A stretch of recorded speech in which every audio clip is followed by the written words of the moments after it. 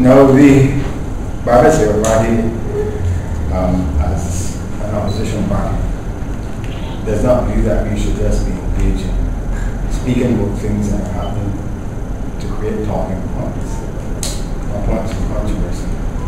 But as an opposition, we are at our very best and must exercise a duty to speak to the public to ensure that developments that can undermine the welfare of the citizens of Barbados or put in jeopardy the stability of this country, that we must, as an opposition, speak to ensure that any such developments are put on pause or in fact allowed to take place. There's one development that took place over the course of the last quarter that, unchecked, will undermine the stability of Barbados as a society and will seriously erode the welfare of the citizens of Barbados. I want to couch my remarks in response to the Central Bank of Barbados' governor's mistake and following the word that Mr. Maxwell has done, to bring to the public attention a matter of the utmost seriousness, which needs to be the center of discussion, but also a matter on which the government must come back from the brink. It is generally understood that the stability and the prosperity of Barbados since independence, since 1975, has rested on the pursuit of sound and prudent fiscal policies and other policies that have enabled us to be able to maintain the value of the Barbados dollar. It is also understood that the maintenance of that Barbados dollar has allowed us to build a prosperous economy. It is further understood that nothing should be done to put the value of the Barbados dollar in peril. It is even further understood that the printing of money on a large scale by the central bank and on a sustained basis to finance government's deficit can be the process which, unchecked, can eventually lead to the devaluation of the Barbados dollar. Dr. Worley is in a unique position as the governor of the central bank to report with candor and in a full way about whether any such development is taking place in this country. And he reported to the country this week about developments in the Barbados economy, and in a way that now requires me to put the full facts before the public and to go into the implications of what is happening in this country. He said, and I'm citing page 3 of his one press release, that government funded the April to September deficit almost entirely from domestic sources. The National Insurance Board contribution of 14 million was 2% of the financing needs. Private non-bank institutions provided 34% of government financing, and the Central Bank of Barbados 34%. So you can do the arithmetic. If the National Insurance contribution of 14 million was 3% of financing needs, and the Central Bank of Barbados provided 34%, the Central Bank of Barbados' financing, that is the printing of money, was 11 times the 14 million that the National Insurance contributed to the financing of the deficit. If it could be precisely for, rather than couch his remarks in these terms that the ordinary man does not immediately understand, Dr. World should have told people about this, that between April and September, the Central Bank has become the principal financier of the deficit of the government of Barbados, and that it printed almost $150 million to finance that deficit. It is now the biggest single financier of the deficit. More to the point, we have in our possession a board paper of the Central Bank that was considered at its September meeting, which represents not only that this large-scale financing of the government's deficit by the printing of money by the central bank has started, but that is something that the central bank intends to continue. And Mr. Maskell has, I think, already started to speak to this, that the central bank also, it says, intends to increase the limit of primary issues held by the bank as government securities from 120 million to 250 million until March 31st, 2012. This is serious. It is serious that it is happening. It is serious that Dr. Merkel held a press conference and did not refer to this at all. But it's also serious that Dr. Merkel have taken a paper to the central bank board reflecting the fact that the financing of the government's deficit by the central bank has started, and that is not to be a temporary measure, but that is also to continue. Now, what is also very significant is this, of course, is that it is to continue.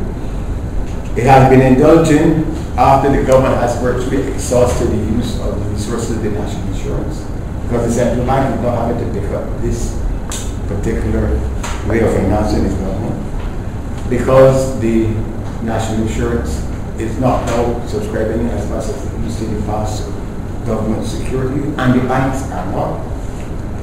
And it may also say that we have to understand the implication of this, because the Minister of Finance would have spoken twice to the country this year by way of major statement of government policies in the estimates debate and in the budget debate. And in these presentations, there was no representation of any intention on the part of the government of Barbados to use central bank printing of money to finance government's deficits. The government also has a medium-term fiscal strategy that outlines how it proposes to manage the financial affairs of this country. And there is no provision in that fiscal strategy for the government to use central bank printing of money as the way in which it is going to deal with its financial management affairs. And if you look at the estimates of expenditure, there's a financing plan outline, and this is not part of that financing plan. It is therefore very, very important that the Minister of Finance and Dr. Owen should take the public into this conference and tell us how we have come to this most desperate moment, where it is not part of government's plans in the estimate, it is not part of government's plans as outlined in the budget, it is not part of government's plan as outlined in this interim fiscal strategy, but we are at that moment where the financing of government's deficits by the central bank, printing of money on a large and sustained basis, is now at the core of government's policies. And it's a serious matter, because from time to time the central bank under the law is authorized to extend overdraft facilities to the government, and this is intended to be temporary. But there's no provision in any law or in any practice that would want us to have the central bank become the major financier of large-scale unsustainable fiscal deficits of the government of Barbados. It is necessary for me to say that we will now reach a stage where, quite frankly, we are on the brink. If this continues, Barbados goes on a slippery slope towards devaluation and all that that entails. And the government must bring us back from this dangerous road. There's obviously a need for intervention here. The central bank obviously now seems to be on the point of becoming our domestic financial equivalent of Sierra Leone. It is going rogue. And we have this most dangerous situation as well, where you have an incompetent Minister of Finance who does not know what he is doing, having as an accomplice a government central bank who will not do what is necessary in our judgment to make sure that the affairs of the central bank are governed by practices that are in the best interest of the bank. in the best interest of the country. Mr. Maskell has spoken with very great directness about the way in which, from time to time and too often, the central bank seems not to want to do what the Central Bank of Barbados has done ever since it has been created. Give the people of Barbados an unvarnished account of our economic and financial circumstances. Mr. Maskell has had to refer to the fact where last year the Central Bank, rather than present an estimate of our net reserves, as has been the case, sought to mislead the public by presenting our gross reserves. Mr. World must know that that is wrong. We've seen the situation where the Central Bank has given us different versions of the growth rate and have allowed the perception to be put out that there was some means by which it was going to change its growth target upwards from a 3%, from a 2% growth to a 3% growth. And Minister of Finance was allowed to go on record and say, expect a spurt of growth this year. We don't have this situation where Mr. World holds a press conference at a period that the government of Barbados is doing that which it knows is the worst possible thing to do in an economy with a stable fixed exchange rate, and he does not tell the people what is happening. And he can hold a press conference and be left in the dark about this means that there must be an intervention. There has to be an intervention. Tom Adams, as a Minister of Finance, appointed me to the board of the Central Bank, and he served on the board of the Central Bank between 1983 and 1984. Persons serving on the board of the Central Bank have a duty both to help to construct and advise on some policies to be pursued by the bank and the government, and also to accept the duty and the responsibility to act as trustees and to make sure that the integrity of the institution is protected and advanced. And what has happened in respect of the way in which the Central Bank has sought to manipulate the unemployment statistics. And then this, the Central Bank indulging in the printing of money on a large and sustained scale, causes me to say that the directors of the Central Bank now have a duty to intervene. And to intervene in a way to put this institution on a course to ensure its integrity as a guardian of the monetary and economic stability of this country.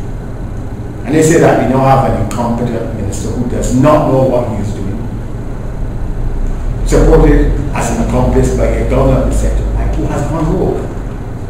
And there is a need for an intervention to correct this potentially destabilization coalition in the affairs of Barbados. And I believe that this provides an occasion for the Prime Minister of Barbados, in the interest of saving this country from going on a slippery slope, to do what has to be done when these kind of developments become disapparent. So there are many other things that need to be talked about.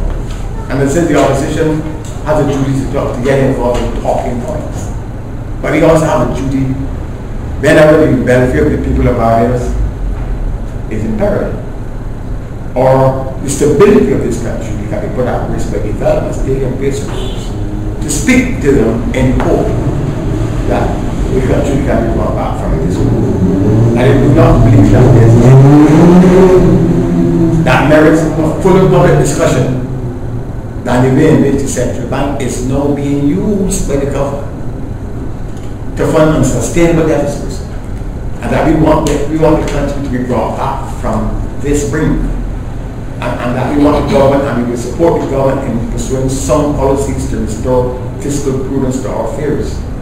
But it is the worst possible policy to be pursued in a country with a fixed exchange rate for large sums of money to be printed with the central bank of that country in support of reckless fiscal policies by the government. And Dr. World should know better, and we believe that whatever now needs to be done to correct this most dangerous situation that would see Barbadians not being able to enjoy the quality of life that they have come to enjoy, or this country enjoy the stability that we have to come back from the brink.